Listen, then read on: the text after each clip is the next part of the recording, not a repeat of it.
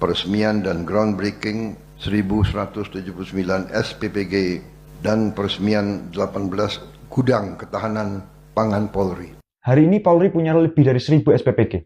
Pertanyaan saya, apakah Polri itu tidak punya pekerjaan lain? Apakah maling sudah tidak ada?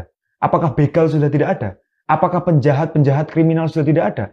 Sehingga Polri lebih sibuk mengurusi catering. Tugas pokok, ya, menjaga keamanan ketertiban masyarakat, ya. Keamanan yang pertama adalah aman dari lapar.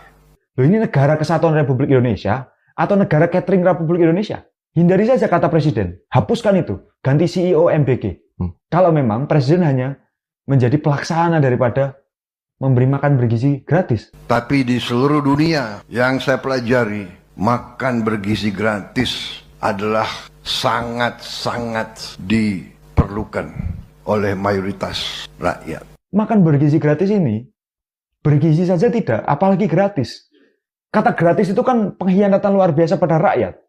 Karena mereka bekerja, mengalokasikan anggaran juga difasilitasi oleh uang rakyat.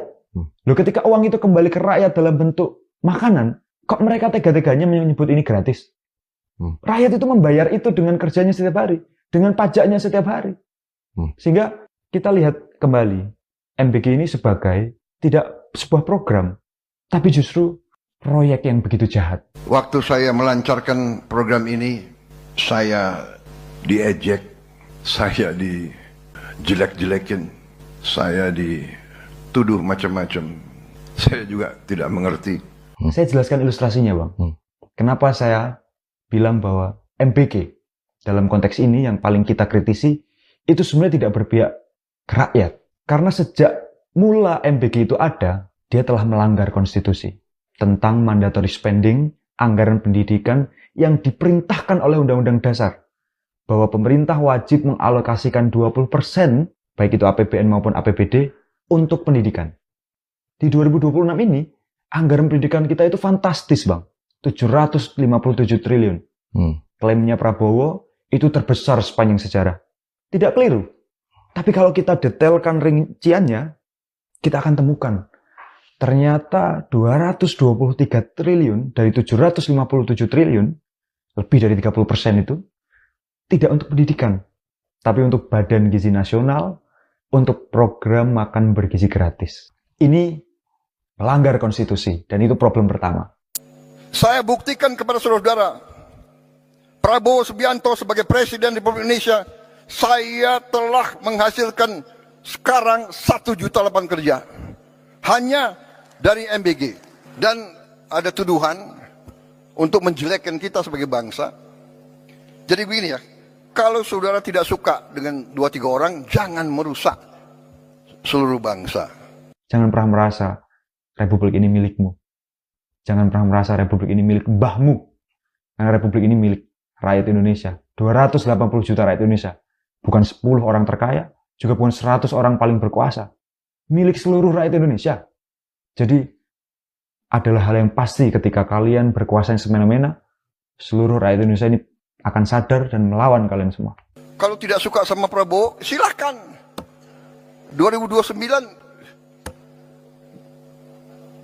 bertarung. Pak Prabowo sebenarnya tidak ada yang membenci Bapak. Kita hanya membenci imajinasi terhadap Indonesia yang harus hancur karena apa yang Bapak lakukan. Atau mungkin juga Bapak tidak sadar sedang lakukan.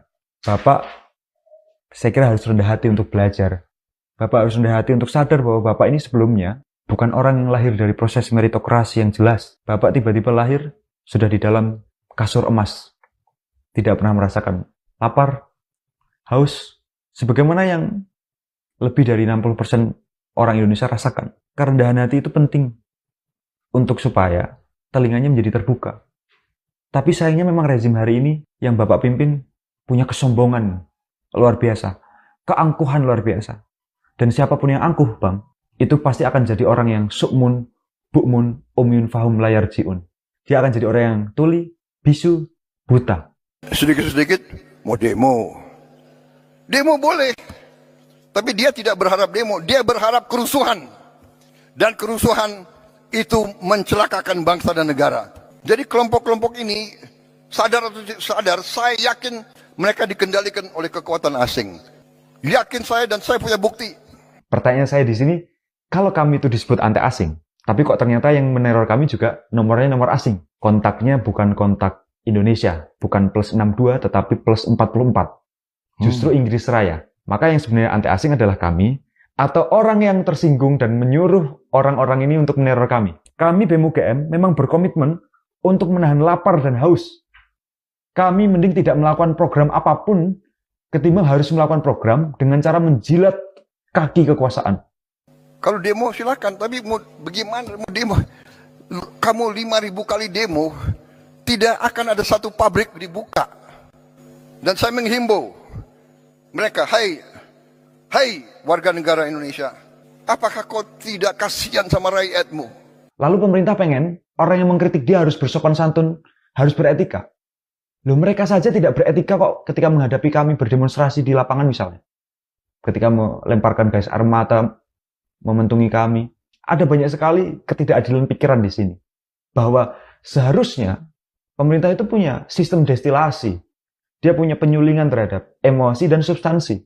Sehingga kita berhadapan dengan diksi presiden bodoh, ya dia nggak akan sibuk dengan bodohnya, tetapi justru mencari sebenarnya bodoh yang dimaksud anak ini itu apa. Saya jelaskan. Pemerintah hari ini, rezim Prabowo Gibran, itu harus kita akui sebagai rezim yang bodoh. Rezim yang bodoh ini adalah rezim yang inkompeten.